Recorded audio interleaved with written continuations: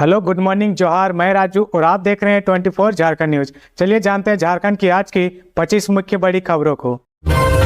दीपावली की खुशियां गम में बदली, जमीन विवाद में एक व्यक्ति की गोली मारकर हत्या, इलाके में दहशत का माहौल। देवघर जिले के कुंडा थाना क्षेत्र के दुधनिया गांव में रियल ऑटो सर्विस सेंटर के समीप सिंगार दुकान में महेंद्र यादव पुत्र के साथ दिया जला रहे थे, तभी बाइक से पहुंचे अपराधियों ने उन्हें गोली मार दी। 5 गोली उनके पेट व बाएं हाथ की कलाई में लगी। परिजनों ने तुरंत महेंद्र को लाकर इलाज के लिए सदर अस्पताल में भर्ती कराया। यहाँ प्राथमिक उपचार के बाद आईसीयू में भर्ती कर इलाज किया जा रहा था कि उसकी मौत हो गई। ये मामला जमीन विवाद का बताया जा रहा है। घटना की सूचना पुलिस को दी गई। घटना की जानकारी मिलते हैं एसडीपीओ पवन कुमार सहित कुंडा थाना प्रभारी प्रवीण कुमार सदर अस्पताल पहुंचे और मामले की जानकारी ली। इसके बाद घटनास्थल पर भी जांच पड़ताल को लेकर पहुंचे। घटनास्थल से पुलिस ने 5 खोखा भी बरामद किया है। पुलिस अपराधियों की तलाश में छापेमारी कर रही है। मौत के पहले महेंद्र यादव ने बताया कि वह दुधनिया गांव का रहने वाला है। पिछले कुछ दिनों से जमीन विवाद का मामला चल रहा था। कई लोग धमकी भी देते थे। घटना के पूर्व वह दिया जलाने के लिए दुधनिया मोड़ पर स्थित दुकान पर गए थे।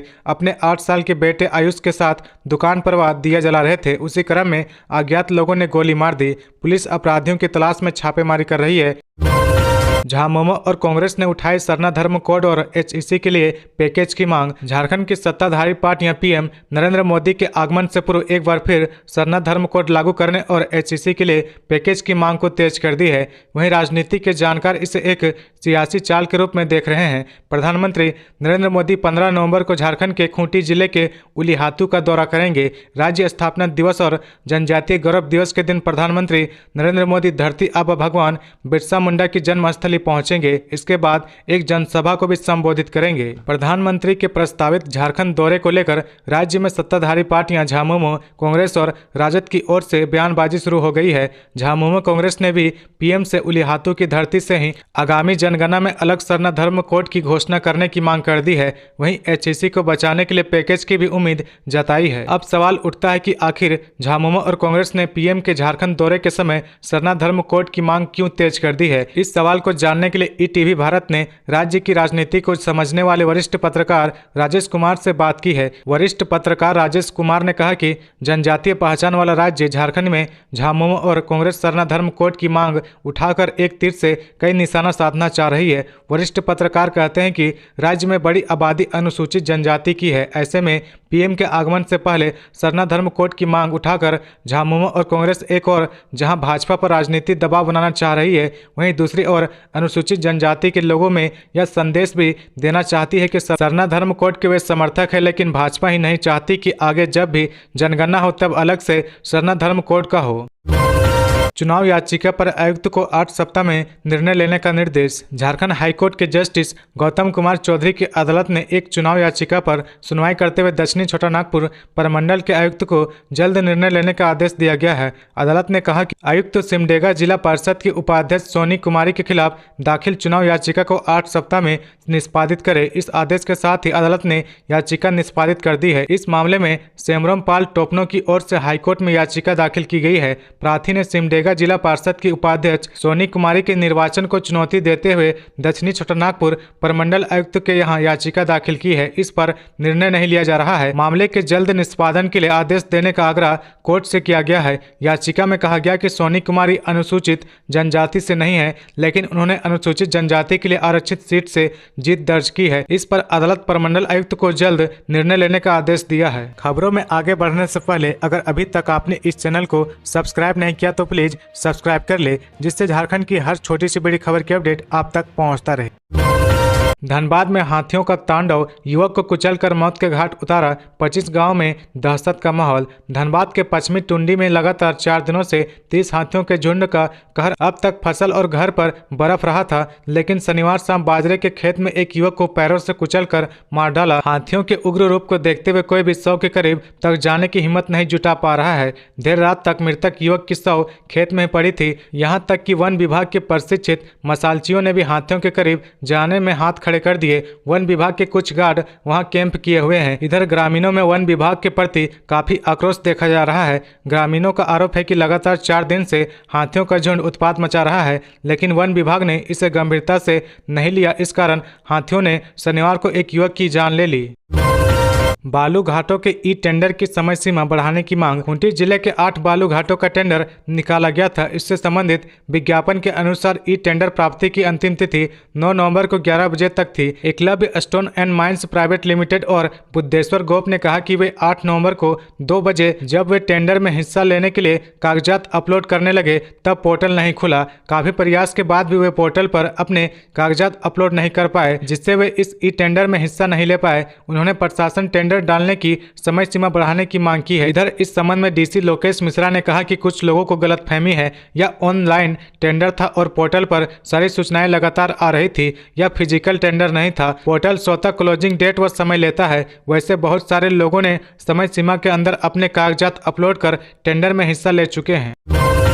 छठ स्पेशल ट्रेनों की भरमार। झारखंड से गुजरेगी कई ट्रेनें, कोच की भी संख्या बढ़ाई गई, रूट में भी बदलाव। झारखंड से बिहार जाने वाले यात्रियों के लिए भारतीय रेलवे ने कई बदलाव किए हैं। लोगों को परेशानी ना हो इसके लिए कई छठ स्पेशल ट्रेनों की शुरुआत की गई है, तो कई ट्रेनों के मार्ग में परिवर्तन किए गए हैं। वहीं जिन ट्रेनों का रूट पहले से तय है लेकिन उसमें यात्रियों की भीड़ होने की संभावना है, तो इसे देखते हुए अतिरिक्त कोच भी लगाए गए हैं। रांची रेल मंडल से प्राप्त जानकारी के अनुसार जमशेदपुर से गुजरने वाले 8 ट्रेनों में अतिरिक्त कोच की व्यवस्था की गई है। वहीं गोमो व धनबाद होकर कई स्पेशल ट्रेनों को चलाया जा रहा है। भारतीय रेलवे ने छत्तीसगढ़ के दुर्ग से बिहार की राजधानी पटना के लिए छठ स्पेशल ट्रेन की शुरुआत की है। यह ट्रेन झारखंड के 8 स्टेशन से होकर गुजरेगी। रेलवे की ओर से इसकी समय सारणी और झारखंड के स्टेशनों में रुकने का समय भी जारी कर दिया गया है।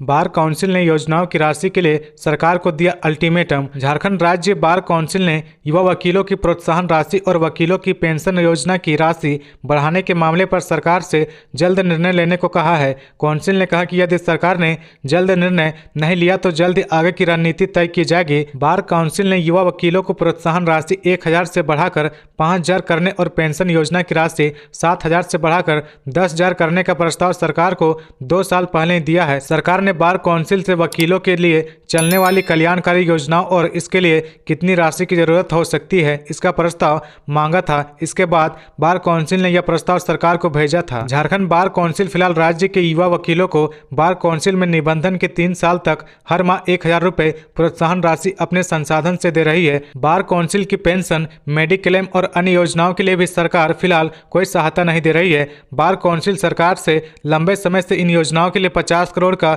बजटीय प्रावधान करने की मांग कर रही है। काउंसिल के अनुसार यूपी, बंगाल, मध्य प्रदेश और दिल्ली सरकार वकीलों की इन योजनाओं के लिए हर साल राशि देती है, लेकिन झारखंड में अभी तक बार काउंसिल अपने संसाधनों से ही यह सुविधाएं दे रही है। बार काउंसिल ने सरकार से राज्य में अधिवक्ता सुरक्षा कानून लागू करने की मांग की है। सरकार को भेजे प्रस्ताव में कहा कि बार काउंसिल ने इस कानून का प्रारूप तैयार कर सरकार को भेज दिया है। आदिवासियों के ज्ञान और आजीविका प्रबंधन का अध्ययन कराएगी झारखंड सरकार। झारखंड सरकार आदिवासियों के पारंपरिक ज्ञान, पर्यावरण, दर्शन और सतत आजीविकाओं के लिए संसाधन प्रबंधन का अध्ययन कराएगी। मुख्यमंत्री हेमंत सोरेन के निर्देश के बाद डॉक्टर रामदयाल मुंडा जनजातीय शोध संस्थान द्वारा यह कराया जाएगा। साथ ही पिछले 4 साल में छोटे छोटे मामले को लेकर जेल में बंद आदिवासी विचाराधीन कैदियों के मुक्त होने के बाद उनकी पुनर्वास की स्थिति का भी अध्ययन कराया जाएगा। पिछले 4 वर्ष में बड़ी संख्या में विचाराधीन कैदी छोड़े गए हैं। जनजातीय शोध संस्थान के निदेशक डॉक्टर रणेंद्र कुमार ने बताया कि एक शोध में विचाराधीन आदिवासी कैदियों के मुक्त होने के बाद उनके पुनर्वास की क्या स्थिति है, वो अभी क्या कर रहे हैं, इन सब का अध्ययन कराया जाएगा। डॉक्टर रणेंद्र ने कहा कि आदिवासियों का एक बेहतरीन पारंपरिक ज्ञान रहा है, पर्यावरण के प्रति भी उनका एक दर्शन रहा है, आजीविका के लिए संसाधनों का वो बेहतर तरीके से इस्तेमाल करते हैं। ये सभी ज्ञान क्या अभी तक संरक्षित है, इसका भी एक अन्य शोध के माध्यम से अध्ययन सरकार कराना चाहती है। अभी विभिन्न एजेंसियों से अध्ययन के लिए आवेदन मंगाया गया है। प्रस्तावित शोध अध्ययन में प्रकृति और जनजातीय समाज के बीच संबंध अध्ययन का उद्देश्य समुदाय आधारित संसाधन प्रबंधन प्रणालियों के साथ साथ उनके दार्शनिक आधार दोनों का संयोजन तलाशना है। इसके अलावा जनजातीय समुदाय का उनकी संख्यात्मक ताकत के आधार पर व्यापक वर्गीकरण, व्यवसाय और सामाजिक आर्थिक प्रबंधन पर शोध किया जाना है। दिवाली पर नेशनल हाईवे में काल बनी टनल, उत्तरकाशी में 12 घंटे से ज्यादा समय से फंसी 40 जान। दिवाली के शुभ अवसर पर उत्तराखंड में एक दर्दनाक टनल में हादसा हुआ है। उत्तरकाशी यमुनोत्री नेशनल हाईवे पर हादसा होने के बाद 40 लोग टनल के अंदर फंस गए हैं। चिंता की बात है कि टनल के अंदर फंसे मजदूरों की पिछले 12 घंटे से ज्यादा समय जिंदगी और मौत के बीच संघर्ष जारी है। टनल में फंसे अधिकांश लोग झारखंड, उत्तर प्रदेश, यूपी, उड़ीसा, बिहार, पश्चिम बंगाल आदि राज्यों के रहने वाले हैं। टनल हादसे की सूचना मिलते ही जिला प्रशासन भी हाई अलर्ट मोड पर आ गया है। प्राप्त जानकारी के अनुसार ऑल वेदर रोड के लिए ऋषिकेश यमुनोत्री नेशनल हाईवे पर टनल का निर्माण हो रहा था। रविवार सुबह करीब 4 बजे भूस्खलन की वजह से टनल का एक हिस्सा धंस गया। टनल के धंसने की वजह से 40 मजदूर करीब 150 मीटर अंदर टनल में फंस गए हैं। भूस्खलन के बाद सिलक्यारा की तरफ से भूस्खलन हुआ है। टनल का निर्माण कार्य 2023 तक प्रस्तावित था, लेकिन नए लक्ष्य में टनल निर्माण को मार्च 2024 तक पूरा करना था। टनल धंसने के बाद जिला प्रशासन की टीम के साथ SDRF, NDRF, ITBP सहित फायर सर्विस की टीम भी मौके पर मौजूद है। तो ये थी आज की झारखंड की टॉप बड़ी खबरें। इसी तरह झारखंड की हर छोटी सी बड़ी खबर देखने के लिए आप हमारे चैनल 24 झारखंड न्यूज को सब्सक्राइब करके बेल आइकन प्रेस कर ले, जिससे झारखंड की हर छोटी सी बड़ी खबर की अपडेट आप तक पहुंचता रहे। तो आज के लिए बस इतना ही। हमें दीजिए इजाजत, फिर मिलते हैं नेक्स्ट न्यूज में।